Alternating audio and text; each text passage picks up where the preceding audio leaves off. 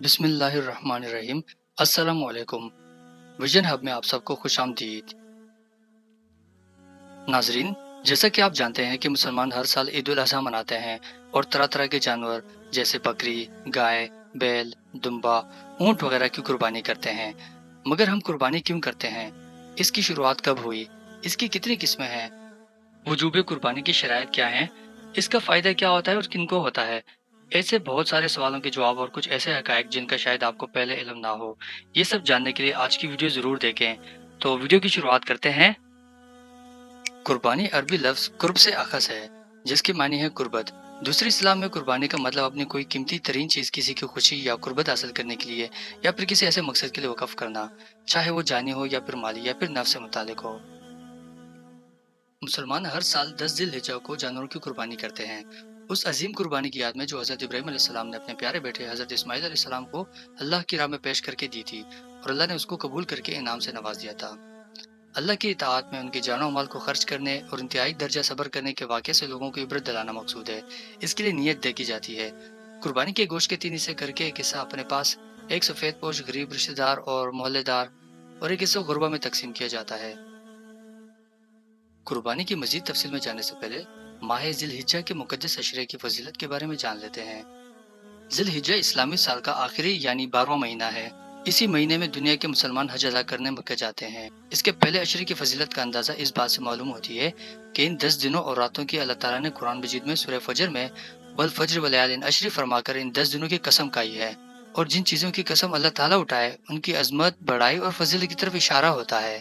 حدیث شریف کا مفہوم ہے کہ ہمارے پیارے نبی صلی اللہ علیہ وسلم نے فرمایا کہ ان 10 دنوں میں کیے جانے والے نیک اعمال یعنی ذکر اذکار، تسبیح، تلاوت، نمازیں، نوافل، روزے رکھنا باقی دنوں کی بنسبت زیادہ فضیلت والے ہیں۔ صحابہ کرام نے پوچھا کہ باقی دنوں کی جہاد سے بھی ان دنوں کی عبادت زیادہ افضل ہے؟ آپ صلی اللہ علیہ وسلم نے فرمایا ہاں، سوائے اس شخص کے جہاد کے جو اپنے تمام ساز و سامان کے ساتھ جہاد پہ جائے اور باقی کچھ نہ چھوڑے۔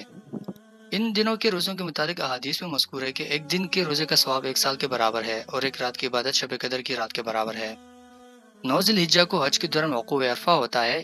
اس دن کے لیے بھی احادیث میں ارشاد ہے کہ اس دن روزہ رکھنے سے 1 سال اگلے اور 1 سال پچھلے کے گناہ معاف کیے جاتے ہیں۔ 10 ذی الحجہ کو قربانی کی جاتی ہے جو کہ ان 10 دنوں کا سب سے افضل ترین عمل ہے۔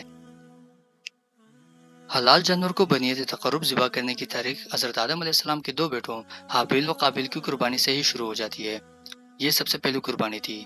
حق تعالیٰ جل شانہ کا ارشاد ہے، جس کا ترجمہ ہے، اور آپ اہل کتاب کو آدم کے 2 بیٹوں کا واقعہ صحیح طور پر پڑھ کے سنا دیجیے۔ جب ان میں سے ہر ایک نے اللہ کے لیے کچھ نیاز پیش کی تو ان میں سے ایک کی نیاز مقبول ہو گئی اور دوسرے کی قبول نہیں کی گئی۔ علامہ ابن کثیر رحمۃ اللہ علیہ نے اس آیت کے تحت حضرت ابن عباس رضی اللہ عنہ سے روایت نقل کی ہے کہ حابیل نے مینڈے کی قربانی کی اور قابیل نے کھیت کی پیداوار میں سے کچھ غلہ صدقہ کر کے قربانی پیش کی۔ اس زمانے کے دستور کے موافق آسمانی آگ نازل ہوئی اور حابیل کے مینڈے کو کھا لیا، قابیل کی قربانی کو چھوڑ دیا۔ اس سے معلوم ہوا کہ قربانی کا عبادت ہونا حضرت آدم علیہ السلام کے زمانے سے ہے اور اس کی حقیقت تقریباً ہر ملت میں رہی، البتہ اس کی خاص شان اور پہچان حضرت ابراہیم و حضرت اسماعیل علیہ السلام کے واقعے سے ہوئی، اور اسی یادگار کے طور پر امت محمدیہ پر قربانی کو واجب قرار دیا گیا۔ حضرت ابراہیم علیہ السلام نے خواب دیکھا جس میں انہیں اپنا اکلوتا بیٹا حضرت اسماعیل علیہ السلام کو اللہ کے لیے قربان کرنے کا حکم ملا۔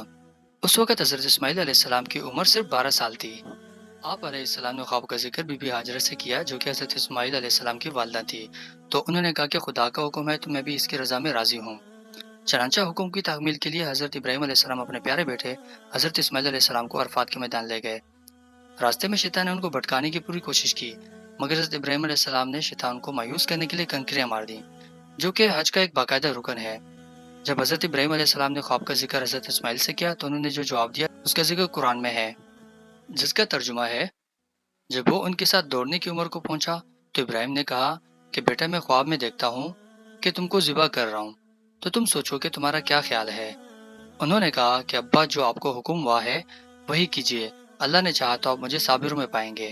پھر حضرت ابراہیم علیہ السلام نے اپنے بیٹے حضرت اسماعیل علیہ السلام کو ایک جگہ لٹا دیا اور ان سے فرمایا آنکھیں بند کر لو، اور خود بھی آنکھیں بند کر لیں تاکہ ایک دوسرے کو دیکھ کر دونوں باپ بیٹے کی محبت و تعمیل حکم میں رکاوٹ نہ بن جائے۔ حضرت ابراہیم علیہ السلام نے اللہ کا نام لے کر حضرت اسماعیل علیہ السلام کے گلے پر چھری پھیر دی۔ جب وہ اپنی دانش میں اپنے پیارے بیٹے کو ذبح کر چکے تو آواز آئی، اے ابراہیم آنکھیں کھول دو۔ دیکھا کہ ایک جنتی منڈا ذبح کیا ہوا سامنے پڑا ہے۔ اللہ تعالیٰ نے پکارا، اے ابراہیم، بے شک سچ کر دیا تو نے اپنے خواب کو، اسی طرح ہم جزا دیتے ہیں احسان کرنے والوں کو۔ آپ نے بے چھو چر اللہ کی راہ میں اپنے عزیز بیٹے کی قربانی کی۔ اس واقعہ کی یادگار میں قربانی کرنے کا حکم دے کر اللہ تعالیٰ نے آپ کے اس عمل کو بھی زندہ جاوید کر دیا۔ حج کا ہر رکن حضرت ابراہیم علیہ السلام، بی بی ہاجرہ اور حضرت اسماعیل علیہ السلام کی سنت ہے۔ قرآن کریم میں تقریباً نصف درجن آیات مبارکہ میں قربانی کی حقیقت، حکمت اور فضیلت بیان کی گئی ہے، جن کا ترجمہ یہ ہے: اور ہم نے تمہارے لیے قربانی کے اونٹوں کو عبادت الہی کی نشانی اور یادگار مقرر کیا ہے، ان میں تمہارے لیے اور بھی فائدے ہیں، سو تم ان کو نہر کرتے وقت قطار میں کھڑا کر کے ان پر اللہ کا نام لیا کرو، اور پھر جب وہ اپنے پہلوؤں پر گر پڑیں تو ان کے گوشت میں سے تم خود بھی کھانا چاہو تو کھاؤ اور فقیر کو بھی کھلاؤ، خواہ وہ صبر سے بیٹھنے والا ہو یا سوال کرتا پھرتا ہو۔ جس طرح ہم نے ان جانوروں کی قربانی کا حال بیان کیا، اسی طرح ان کو تمہارا تابعدار بنایا تاکہ تم شکر بجا لاؤ۔ اللہ تعالیٰ کے پاس ان قربانی کا گوشت اور خون ہرگز نہیں پہنچتا، بلکہ اس کے پاس تمہاری پرہیزگاری پہنچتی ہے۔ اللہ تعالیٰ نے ان جانوروں کو تمہارے لیے اس طرح مسخر کر دیا ہے تاکہ تم اس احسان پر اللہ تعالیٰ کی بڑائی کرو کہ اس نے تم کو قربانی کی صحیح راہ بتائی، اور اے پیغمبر، مخلصین کو خوشخبری سنا دیجیے۔ حضرت عائشہ رضی اللہ تعالیٰ عنہ فرماتی ہیں کہ رسول اللہ صلی اللہ علیہ وسلم نے فرمایا، انسان نے قربانی کے دن کوئی ایسا عمل نہیں کیا جو اللہ کے نزدیک خون بہانے یعنی قربانی کرنے سے زیادہ پسندیدہ ہو، اور قیامت کے دن وہ ذبح کیا ہوا جانور اپنے سینگوں، بالوں اور کھروں کے ساتھ آئے گا، اور قربانی کا خون زمین پر گرنے سے پہلے اللہ تعالیٰ کے ہاں قبول ہو جاتا ہے، لہٰذا تم اس کی وجہ سے قربانی کر کے اپنے دلوں کو خوش کرو۔ حضرت علی رضی اللہ تعالیٰ عنہ سے روایت ہے کہ نبی صلی اللہ علیہ وآلہ وسلم نے فرمایا، اے لوگو، تم قربانی کرو اور ان قربانیوں کے خون پر اجر و ثواب کی امید رکھو، اس لیے کہ ان کا خون اگرچہ زمین پر گرتا ہے لیکن وہ اللہ کے حفظ و امان میں چلا جاتا ہے۔ جو شخص صاحب نصاب ہونے کے باوجود اگر قربانی نہ کرے تو ان کے لیے حضور اقدس صلی اللہ علیہ وسلم نے فرمایا، جو شخص قربانی کرنے کی گنجائش رکھتا ہو پھر بھی قربانی نہ کرے تو وہ ہماری عیدگاہ میں نہ آئے۔ عید الاضحیٰ پڑھنے والے لوگوں پر لازم ہے کہ وہ نماز عید پہلے ادا کر لیں، اس کے بعد قربانی کریں۔ جن لوگوں پر عید کی نماز فرض ہے، اگر انہوں نے عید سے پہلے قربانی کر دی تو ان کی قربانی نہیں ہوگی۔ اگر قربانی کا ارادہ کر لیا ہو تو قربانی کے دنوں میں ذبیحہ کرنے تک بال نہیں کاٹنے، نہ ہی ناخن تراشنے چاہیے۔ قرآنی آیات اور احادیث کی روشنی میں قربانی کی حقیقت معلوم ہوئی۔ اس کو مختصر الفاظ میں بیان کرنا چاہیں تو یوں کہا جا سکتا ہے، قربانی سنت ابراہیمی کی یادگار ہے۔ قربانی کی ایک صورت ہے اور ایک روح ہے۔ صورت تو جانور کا ذبح کرنا ہے اور اس کی حقیقت اثار نفس کا جذبہ پیدا کرنا ہے اور تقرب اللہ ہے۔ اصل میں قربانی کی حقیقت تو یہ تھی کہ عاشق خود اپنی جان کو خدا تعالیٰ کے حضور پیش کرتا، مگر خدا تعالیٰ کی رحمت دیکھیے ان کو یہ گوارا نہ ہوا، اس لیے حکم دیا کہ تم جانور کو ذبح کرو، ہم یہی سمجھیں گے کہ تم نے خود اپنے آپ کو قربان کر دیا۔ اس واقعے سے معلوم ہوا کہ ذبح کا اصل مقصد جان پیش کرنا ہے، چنانچہ اس سے انسان میں جان سپاری اور جان نثاری کا جذبہ پیدا ہوتا ہے، اور یہی تو اس کی روح ہے۔ تو یہ روح صدقہ سے کیسے حاصل ہوگی؟ کیونکہ قربانی کی روح تو جان دینا ہے اور صدقہ کی روح مال دینا ہے۔ نیز صدقہ کے لیے کوئی دن مقرر نہیں، مگر اس کے لیے خاص دن مقرر کیا گیا ہے، اور اس کا نام بھی یوم النحر اور یوم الاضحیٰ رکھا گیا ہے۔ قربانی کی دو قسمیں ہیں، ایک واجب، دوسری مستحب۔ اگر کوئی آدمی عاقل، بالغ آزاد، مقیم، مسلمان اور مالدار ہو تو اس پر قربانی کرنا واجب ہے، اور قربانی نہ کرنے کی وجہ سے وہ گناہ گار ہوگا۔ اگر کوئی مسلمان سفر میں ہو یا فقیر و غریب ہو یا محتاج ہو اور قربانی کرے تو یہ مستحب ہے۔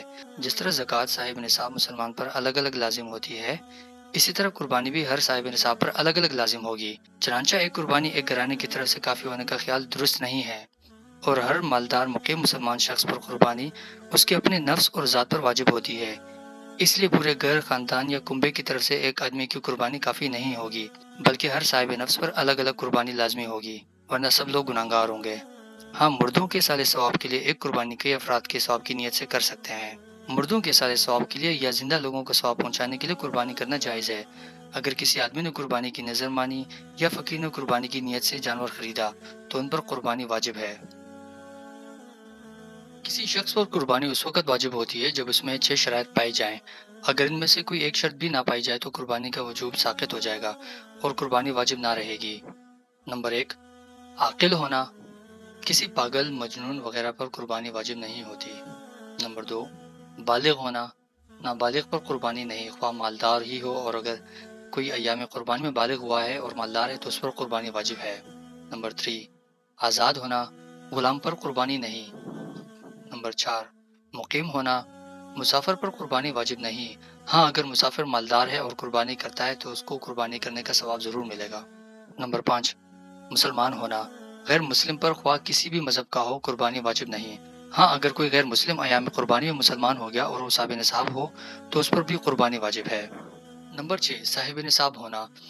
لہذا فقیر پر قربانی واجب نہیں، لیکن اگر فقیر اپنی خوشی سے قربانی کرے تو اسے ثواب ملے گا۔ اگر کسی آدمی کے پاس نصاب کی مقدار رقم موجود ہو مگر اس پر اتنا قرض ہو جو وہ اگر ادا کرے تو اس کو صاحب نصاب ہونے سے نکال دے، ایسے شخص پر قربانی واجب نہیں۔ خلاصہ یہ ہے کہ ہر عاقل، بالغ، آزاد، مقیم، مسلمان اور صاحب نصاب پر قربانی واجب ہے۔ قربانی ہر اس عاقل، بالغ، مقیم مسلمان پر واجب ہوتی ہے جو نصاب کا مالک ہو یا اس کی ملکیت میں ضرورت اصلیہ سے زائد اتنا سامان ہو جس کی مالیت نصاب تک پہنچتی ہو اور اس کے برابر ہو۔ نصاب سے مراد یہ ہے کہ اس کے پاس 7.5 تولہ صرف سونا یا 52.5 تولہ چاندی یا اس کی قیمت کے برابر نقد رقم ہو، یا ضرورت اصلیہ سے زائد اتنا سامان ہو جس کی قیمت 52.5 تولہ چاندی کے برابر ہو۔ اگر کوئی فقیر آدمی قربانی کے دنوں میں سے کسی دن بھی صاحب نصاب ہو گیا تو اس پر قربانی واجب ہو جائے گی۔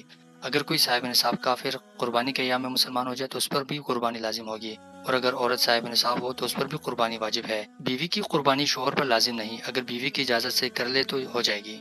بعض لوگ نام بدل کر قربانی کرتے رہتے ہیں باوجود یہ کہ دونوں میاں بیوی صاحب نصاب ہوتے ہیں، مثلا ایک سال شوہر کے نام، دوسرے سال بیوی کے نام سے، تو اس سے قربانی ادا نہیں ہوتی بلکہ ہر صاحب نصاب میاں بیوی پر علیحدہ علیحدہ قربانی ہوتی ہے۔ اس کے علاوہ مزید مسائل یا معلومات کے لیے علماء سے براہ راست رابطہ کر لیں۔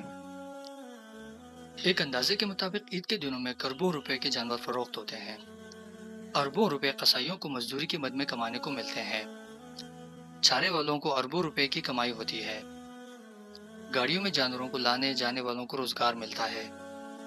غریبوں اور مزدوروں کو مزدوری، کسانوں کا چارہ فروخت اور مویشی پالنے والے دیہاتیوں کو اچھی قیمت ملتی ہے۔ غریبوں کو کھانے کے لیے مہنگا گوشت ملتا ہے جو وہ عام دنوں میں باعث غربت نہیں کھا سکتے۔ جانوروں کی کھالیں اربوں روپوں میں فروخت ہوتی ہیں اور چمڑا فیکٹری میں کام کرنے والوں کو مزید کام کے مواقع میسر آتے ہیں۔ یہ پیسہ جس نے کمایا وہ اپنی ضروریات پر جب خرچ کرے گا تو کروڑوں روپے کی کاروباری سرگرمیاں وجود میں آئیں گی۔ قربانی صرف غریبوں کے لیے گوشت ہی نہیں بلکہ روزگار کا بندوبست بھی کرتی ہے۔ دنیا کا کوئی ملک اربوں روپے کا ٹیکس لگا کر حاصل ہونے والا پیسہ اگر غریبوں میں بانٹنا شروع کر دے تب بھی غریبوں اور ملک کو اتنا فائدہ نہیں ہو سکتا جتنا اللہ کے اس حکم کو ماننے سے ہوتا ہے۔ اکنامکس کی زبان میں سرکولیشن آف ویلتھ کا اس قربانی کے ذریعے ایک ایسا چکر شروع ہوتا ہے جس کا حساب لگانے پر عقل دنگ رہ جاتی ہے۔ اور ناظرین، اسی کے ساتھ آج کی ویڈیو کا اختتام کرتے ہیں۔ بہت جلد ایک نئی ویڈیو کے ساتھ حاضر ہوں گے۔ اپنا خیال رکھیے گا۔ فی امان اللہ۔